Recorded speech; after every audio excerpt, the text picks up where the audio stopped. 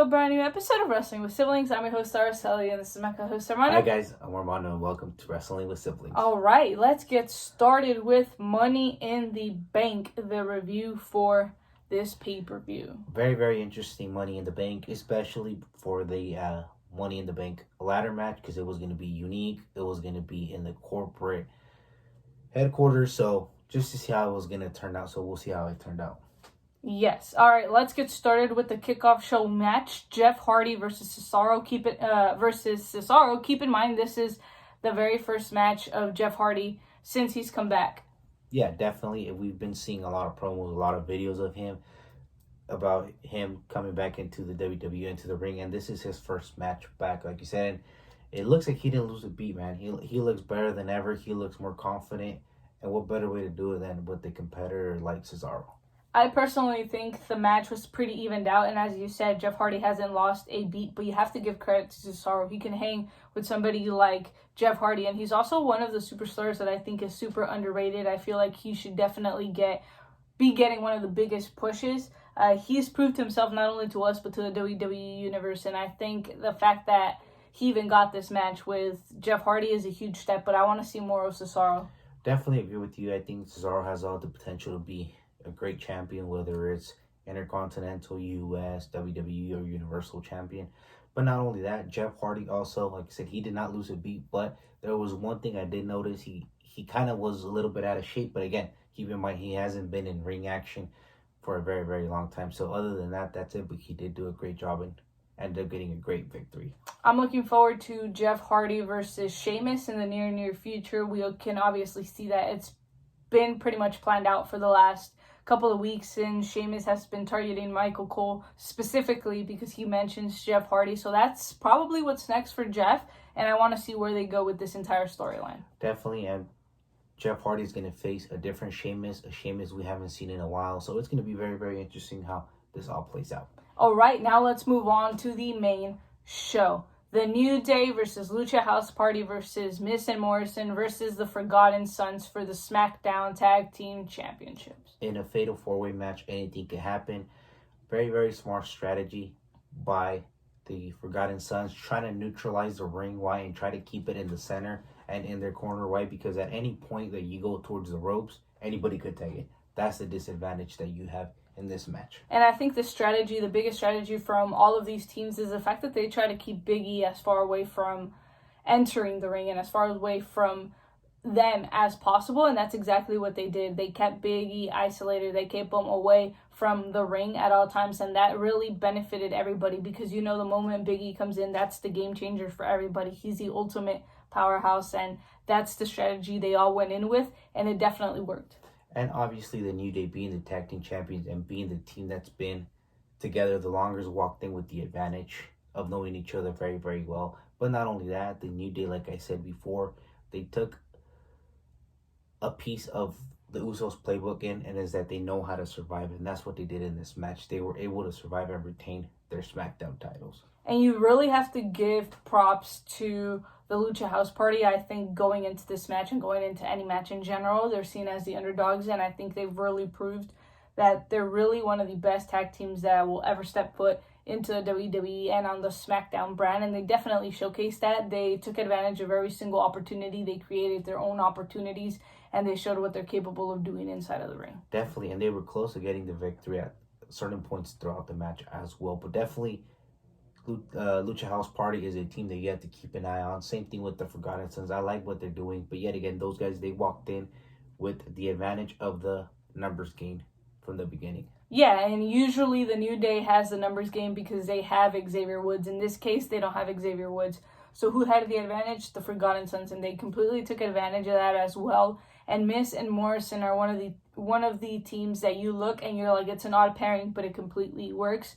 They also knew what they were getting themselves into, and they kind of just tried to stay as far away from the rest of the teams as they could. And when they were in, they showcased why they were the former SmackDown champions. Yeah, and I agree with you to that. I feel that they kind of try to stay away a little bit, but at the same time, they were trying to look for the perfect opportunity for them to get the win, and that was in our opinion, their game strategy, their game plan going into this match. And it was pretty smart because you don't necessarily have to pin the New Day. As long as you're the legal tag team, you're able to get the win. So I think they did a very, very good job on that. 100%. And like Armando said, the New Day knows how to survive, and that's exactly why they retained the SmackDown Tag Team titles. All right, let's move on to the very next match of the night, which was R-Truth versus MVP. Originally, it was supposed to be R-Truth versus MVP, and they kind of just have like a basketball tutorial, and he's like, well, you know what?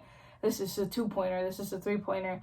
And Bobby Lashley interrupts, and he basically comes off, and he's like, hey, MVP, you can have the rest of the night off. And Truth is saying, oh, well, I'm also taking the night off. Because, that's a Truth thing to do. And Lashley went on with the brutal attack, and they pretty much had a match. Yeah, like we've been saying these past couple of weeks, this Bobby Lashley is a different Bobby Lashley. He's more focused. He's more determined. But not only that, he has a little bit of anger, which it benefits him. But at the same time, as we saw last week, it costed him the match. It costed him the match. And he completely annihilated and destroyed R-Truth. Yeah, and he definitely went with the spear for the win, and you can definitely tell that R-Truth was not ready for this. He definitely didn't prepare for an opponent like Bobby Lashley, but at the end of the day, you have to give credit to Truth because every time he goes into the ring, he always finds some way or another to deliver. All right, let's move on to Bayley with her best friend, Sasha Banks, versus Tamina. I got to say this, Sasha Banks and Bayley team, I like it. Why? Especially because this is a different Bayley. This is a more confident Bayley. She believes in herself and what she's doing, and she's willing to go at any stakes to win. And keep in mind, not only does she have the champion's advantage, she has to be pinned and or submitted, but she also has Sasha Banks right then and there, right by her side, to be able to help her get a win one way or another. But also, she maintained Tamina down for a really long time. She got cocky, she got confident, and she's like, you know what, I know I'm going to retain. And that's what she did. She got inside the head of Tamina.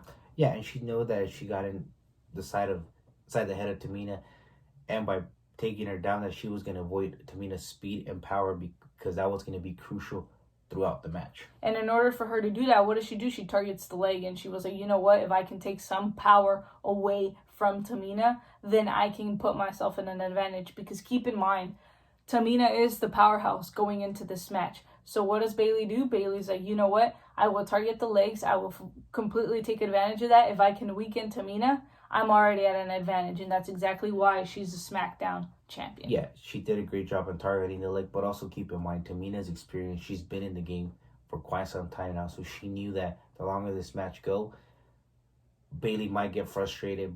Bayley, might get into a conflict with Sasha Banks. We've kind of seen it a little bit in the past, but again, Bayley being smart, willing to do whatever it takes to win. Yeah, and Tamina, you always have to give props to Tamina. She does absolutely everything that she can, and the times that she went after Bayley, she gave her a beating. But unfortunately, the numbers game, Bayley getting inside of her head, and not only that, she got under her skin. She was able to take down Tamina and therefore retain the SmackDown Championship.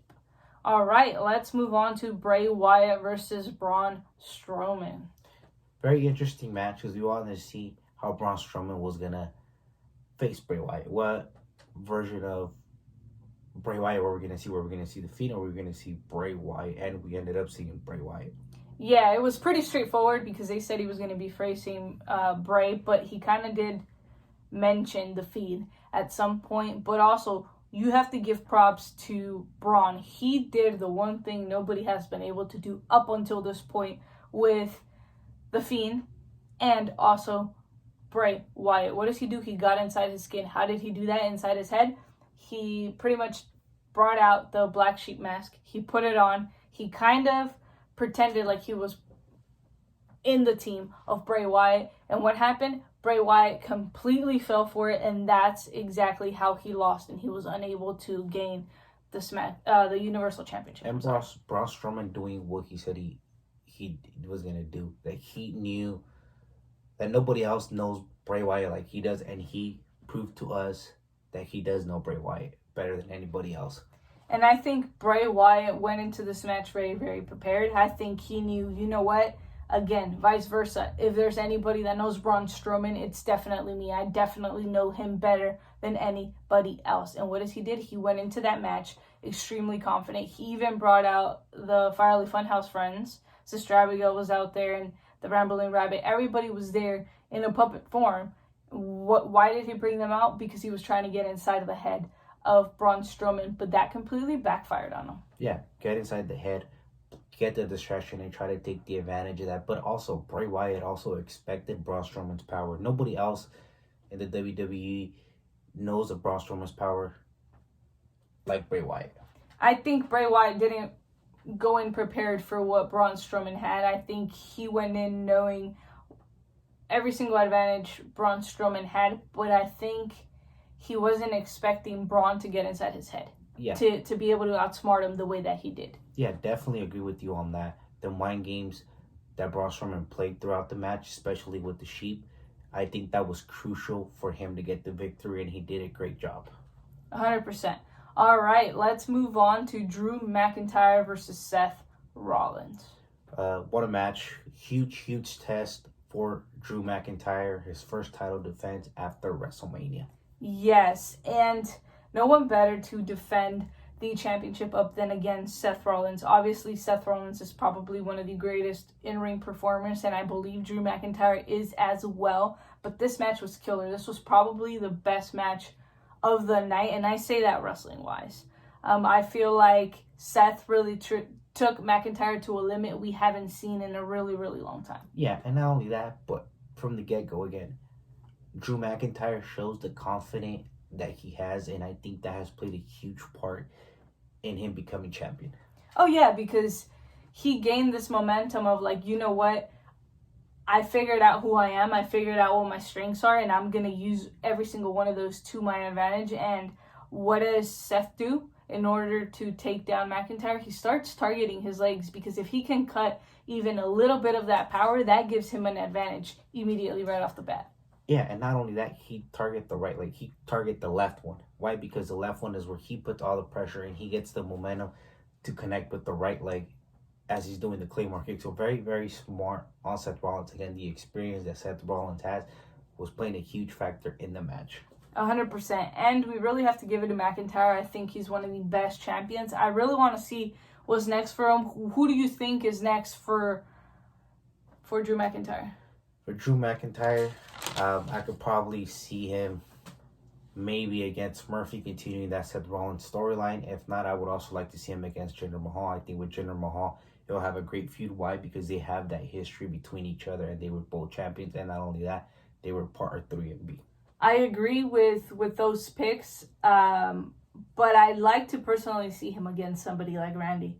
I think Randy can do so much amazing things with somebody like Drew McIntyre, and I think McIntyre can do a lot with somebody like Orton, and I think they would both have an insane amount of chemistry inside of the ring. Yeah, I agree with you on that one too, but not only that, the chemistry, they have a lot of similarities too. I mean, you look at the way Randy Orton connects his RKO out of nowhere, and you look at McIntyre, the exact same thing, but with the Claymore kick. I mean, if you notice in the match that he had against Seth Rollins in Money in the Bank, just at a short distance, he's able to connect that Claymore kick, which is super impressive. They've both mastered the art of their finisher, and that's something that's very dangerous for both competitors, and that's also awesome because not a lot of performers are able to do that, and I think that would be a killer feud. Yeah, and I think what makes McIntyre so dangerous right now is the confidence that he has, and he knows that he has a target in his back and that he's going to back it up, and again, the confidence that he has is playing a huge role right now. And Seth Rollins has completely rebranded who he is, his entire character, his entire persona, and what he stands for. And I think this entire character has been something we've never really seen before up until now. But I also want to see where they're going to go with this, because obviously he targeted Kevin Owens and now he went after Drew McIntyre. But I think Murphy's next. And I think there's a lot more opponents down the line for somebody like Seth Rollins. Definitely agree with you. I want to see where they're going to go. And, you know, like we've been saying before, we do see Buddy Murphy betraying Seth Rollins maybe down the road. Maybe not right now, but maybe down a couple months, weeks. We'll see. But it might happen. Yes. All right. Let's move on to our main event. So basically, this is how it works. The men and women's Money in the Bank will be held simultaneously, starting from the headquarters. You can see the women start off from the lobby, and the men start off from the gym. Obviously, we don't know what floor that is, but right off the bat, the men get started with their match. Yeah, and AJ Styles going against Otis, and Otis right from the get-go comes up with a great strategy. Why? Because he takes down AJ Styles and puts all the weights on top of AJ Styles, and AJ Styles is stuck. It's too much weight for him. So right from the get-go, Otis, you can pretty much say, eliminated AJ Styles. And the entire point of this match is to make sure you get to the top first. You have to make it to the roof first. So AJ asked Ray for help, and he's like, Ray, help me out. And Ray is like, nah, and he just leaves. And that's brilliant because now AJ Styles is at the biggest disadvantage of this entire match. And the woman, Asuka's the only woman that doesn't show up with the proper entrance. So what ends up happening, she's at the very top, and there's like a little balcony. She jumps off, she takes everybody down, and she hops on the elevator, and she immediately starts going up the floor. So that's absolutely smart, and that's something that I think was her biggest advantage. She hit that elevator, and she was like, you know what? I'm going up there. Yeah, and everybody else like, man, I can't go on the elevator anymore, so now I got to go up these stairs. Which brilliant strategy from Asuka. Yeah, she made everybody struggle to get to that point. And then on the other side, you have Baron. Keep in mind, they were going back and forth. But Baron Corbin is getting into a fight with Daniel Bryan. And what does he do? He grabs the weight and he tries to throw it at Daniel Bryan. And he ends up missing. So what does he do? He ends up breaking the mirror in the gym. Yeah, bad luck. That's basically what that stands for. And interesting, because where is that going to lead Baron Corbin? Where does this leave him? Is he going to walk out with the Money in the Bank? Now, keep in mind, to me, he was a favorite to walk out of Money in the Bank with the briefcase. But given the fact that he broke a mirror, and if you're superstitious, I don't know, he might not end up winning this. Yeah. Aleister playing the Asuka card, because what does he do? He sees that everybody's distracted in commotion, and what does he do? He starts to take advantage of that. He's like, you know what? I'm slowly just going to be making my own way to the top of the roof, and if he were to make it up there, I think that'd be amazing, because I feel like he's one of the ones that really deserve to win the Money in the Bank. Yeah, pretty much everybody on both sides was trying to get their own strategy, try to get the upper hand on everybody else.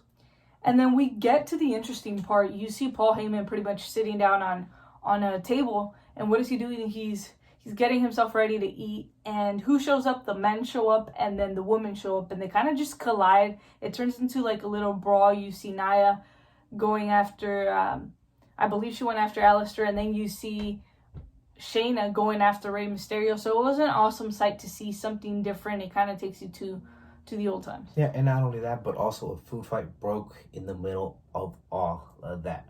Yes, and Carmella got put through a table, which already put her at the disadvantage, because the moment she was put through that table, it was kind of just like she's kind of done. I don't see her getting back up from that. And then the men, this is also where Aleister took advantage. He saw that everybody was fighting. He said, you know what, I'm going to just leave, because everybody was distracted. There was men, there was women. It was just chaos all around.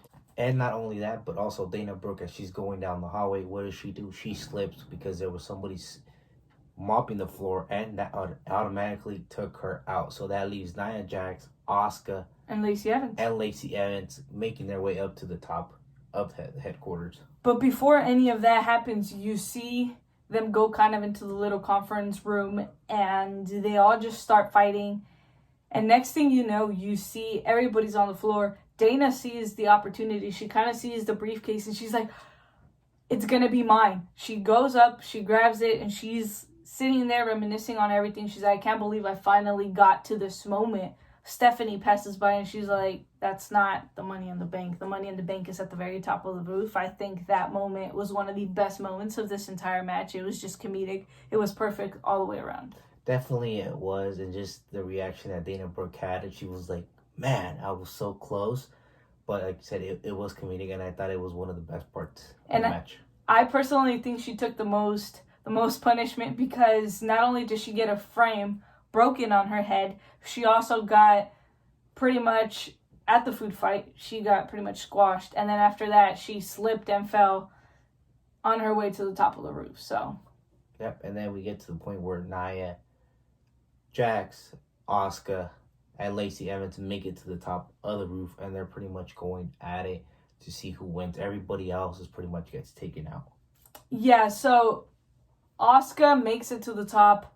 She's finding her way of how to get that Money in the Bank, and she finally gets it. And when she's going up there, Baron Corbin's also getting up there, and I'm like, there you have it. Those are your two winners. They made it to the rooftop first. And what did Asuka do? I don't know what beef she has with Baron Corbin, but she completely cost him the Money in the Bank. She's like, no. And she grabbed hers, took Baron Corbin down, and cost him the Money in the Bank. Again, does this have to do with the mirror that he broke down in the gym? Who knows? But you can say it was bad luck on Baron Corbin's part from Asuka taking him down. Oh, yes, and I don't know why she did it, but Baron Corbin ended up not getting the Money in the Bank. Now let's move on to the rest of the men's match. Yeah, and not only that, then after that, Baron Corbin, what does he do?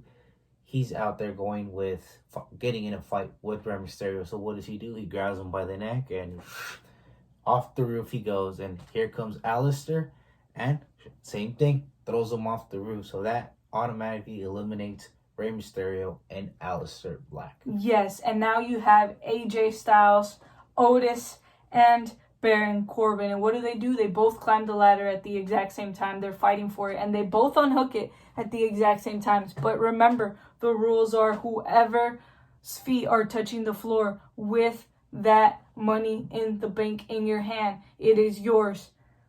It slipped from AJ Styles' hand, and it landed on Otis' hands. His feet were touching the floor. Therefore, Otis becomes Mr. Money in the Bank. Huge opportunity for Otis and becoming Money in the Bank. He's got Money in the Bank, and now he's got Mandy Rose. So he's got the full package. In order to complete that, he has to become champion. Yes, so now everything has come full circle for Otis. It's going to be interesting because now I believe he's going to go up to be a singles competitor. I think heavy machinery won't be a thing anymore, and if it is, it's not going to be as often. They obviously want Otis as a singles competitor, and I don't know how I feel about this just yet, because personally I don't see this being a long-term Money in the Bank, to be completely honest with you.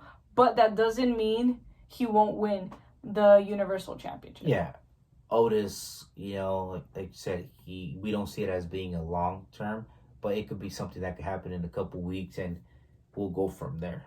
And Asuka doing a great job of being the winner of the Women's Money in the Bank. Now the question is, when is she going to cash in?